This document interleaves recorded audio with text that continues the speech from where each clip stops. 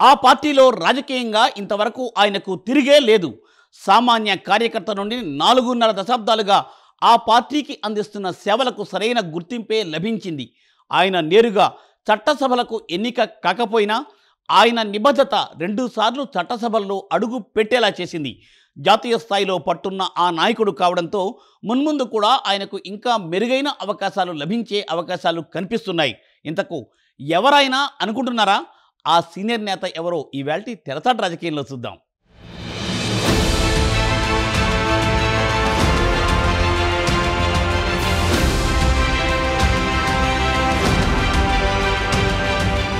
AP బీజేపీలో senior నేత MLC Somu Veerraju ఆయన్ను రాష్ట్ర రాజకీయాలకు ప్రత్యేకంగా పరిచయం చేయనవసరం లేదు. బీజేపీ పార్టీ ఆవిర్భావం నుంచి పార్టీని భుజాన వేసుకుని మోసిన వ్యక్తి. పార్టీకి అక్కడక్కడా ఉండే క్రమశిక్షణ గల కార్యకర్తలను కలుపుకొని ఉమ్మడి తూర్పుగోదావరి జిల్లాలో పార్టీ కోసం కాళ్లరిగేలా తిరిగేవారు సోము వీర్రాజు. జిల్లాలో ఏమీ లేని పార్టీకి ఇంత సేవ చేస్తున్నారేంటో అని ఇతర పక్షాల నేతలు విస్తుపోయేవారు. అయినా పట్టువీడని విక్రమార్కుడిలా ఒక దశలో సైకిల్ పై కూడా పర్యటనలు చేశారంటే పార్టీ పట్ల ఆయన కమిట్మెంట్ ఏంటో అర్థమవుతుంది.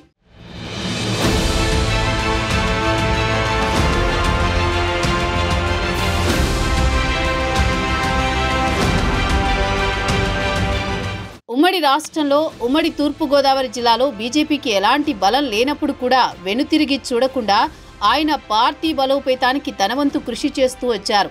సోము వీర్రాజు చేస్తున్న సేవలతో తక్కువ సమయంలోనే సంఘ నేతలకు దగ్గరయ్యారు. తాను పోటీ చేసే అవకాశం వచ్చినప్పుడు కూడా వాస్తవ పరిస్థితులు పార్టీ పెద్దలకు వివరించి విజయ అవకాశాలున్న ఇతరులకు సీట్లు కేటాయించేలా చేసి పార్టీ పటిష్టం కోసం నిరంతరం శ్రమించేవారు. అంత క్రమశిక్షణ నిబద్ధతతో పనిచేసిన సోము వీర్రాజు తనకంటూ అధిష్టానం వద్ద ప్రత్యేక గుర్తింపు తెచ్చుకోగలిగారు.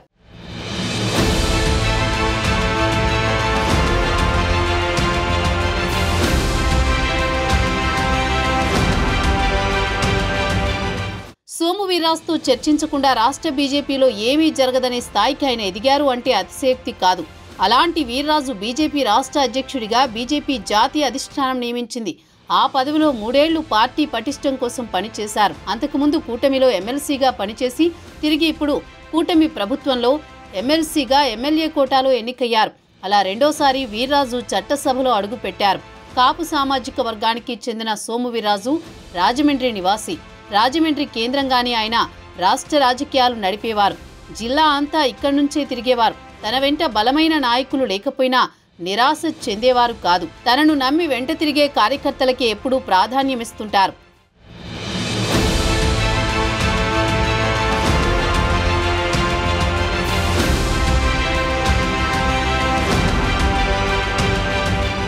సోము వీర్రాజు విద్యార్థి దశలో ఏబీవీపీ, ఆ తర్వాత ఆర్ఎస్ఎస్తో నడిచిన కార్యకర్త కావడంతో అందరితో సత్సంబంధాలున్నాయి.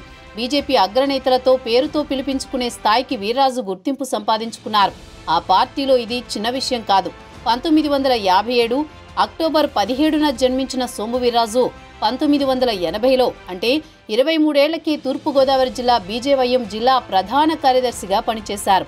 1987 నాటికి జిల్లా బీజేపీ ప్రధాన కార్యదర్శిగా నియమితులయ్యారు. 1990లో బీజేవైఎం రాష్ట్ర ప్రధాన కార్యదర్శి అయ్యారు. 1993-94లో బీజేవైఎం ఉమ్మడి రాష్ట్ర అధ్యక్షుడిగా పనిచేశారు.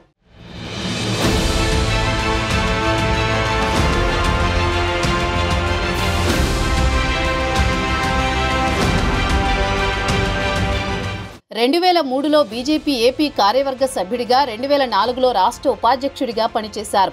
2004 అసెంబ్లీ ఎన్నికల్లో టీడీపీ బీజేపీ పొత్తులో కడియం అసెంబ్లీ నుంచి బీజేపీ అభ్యర్థిగా పోటీ చేసి ఓడిపోయారు. 2006-13 మధ్య బీజేపీ రాష్ట్ర ప్రధాన కార్యదర్శిగా పనిచేశారు. 2009 ఎన్నికల్లో రాజమండ్రి బీజేపీ ఎంపీ అభ్యర్థిగా పోటీ చేసి పరాజయం పాలయ్యారు. 2013 నుంచి 18 వరకు బీజేపీ జాతీయ కార్యవర్గ సభ్యుడిగా కొనసాగారు. ఆ క్రమంలో 2014లో తెలుగుదేశం బీజేపీ పొత్తులో బీజేపీకి రాజమండ్రి సిటీ అసెంబ్లీ కేటాయిస్తే పోటీ చేసే అవకాశం వీర్రాజుకు వచ్చింది. అయితే ఎంపీ టికెట్ కోసం డాక్టర్ ఆకుల సత్యనారాయణను బీజేపీలోకి సోము వీర్రాజు తీసుకువచ్చారు. ఎంపీ టికెట్ టీడీపీ తీసుకోవడంతో మురళీమోహన్ పోటీ చేశారు. ఆ సమయంలో బీజేపీకి ఎమ్మెల్సీ ఇవ్వడానికి చంద్రబాబు హామీ ఇచ్చారు. అప్పుడు ఎమ్మెల్యేగా ఆకుల సత్యనారాయణ పోటీ చేస్తే ఎమ్మెల్సీగా సోము వీర్రాజుకి అవకాశం వచ్చింది.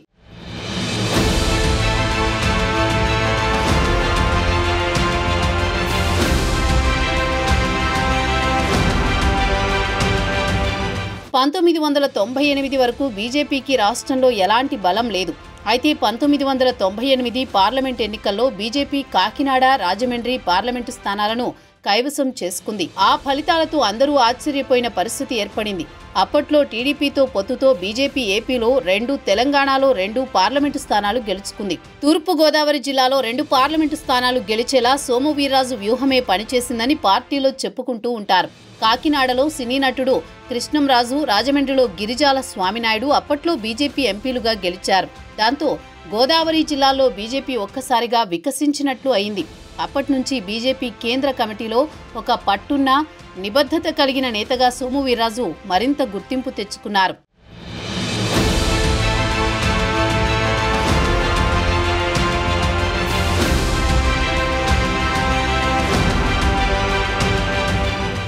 తెలుగుదేశంతో బీజేపీ పొత్తు పెట్టుకున్న ప్రతి సందర్భంలోనూ సోము వీర్రాజు పాత్ర కూడా కీలకంగా ఉండేది.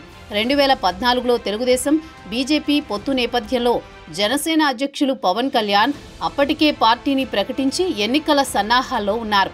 అయితే ఆ ఎన్నికల్లో పోటీ చేయనని, భావసారూప్యత కలిగిన పార్టీకి మద్దతు ఇస్తానని పవన్ పేర్కొన్నారు. ఆ సందర్భంలో సోము వీర్రాజు ముందస్తు వ్యూహంతో నరేంద్ర మోదీ దృష్టికి పవన్ కళ్యాణ్ రాజకీయ ప్రస్థానం గురించి తీసుకువెళ్లారు.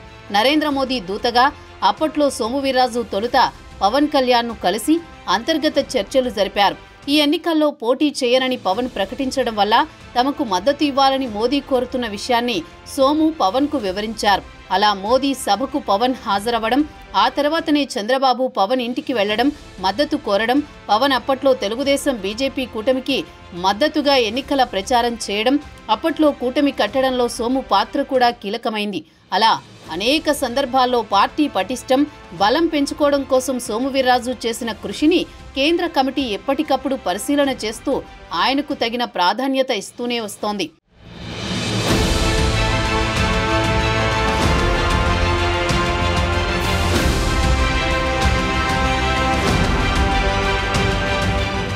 ఆ క్రమంలో ఎమ్మెల్సీగా అనేక పేర్లు పరిశీలనలోకి వచ్చినా చివరకు కేంద్రం నుంచి ముఖ్యంగా అమిత్ షా సోముకే ఎమ్మెల్సీ టికెట్ ఇవ్వాలని సిఫార్సు చేశారట. ఎందుకంటే 2024 ఎన్నికల్లో రాజమండ్రి పార్లమెంటు సీటును సోము వీర్రాజు ఆశించారు. అయితే బీజేపీ రాష్ట్ర అధ్యక్షురాలు దగ్గుబాటి పురంధేశ్వరి రాజమండ్రి నుంచి పోటీ చేసేందుకు పోటీ పడ్డారు.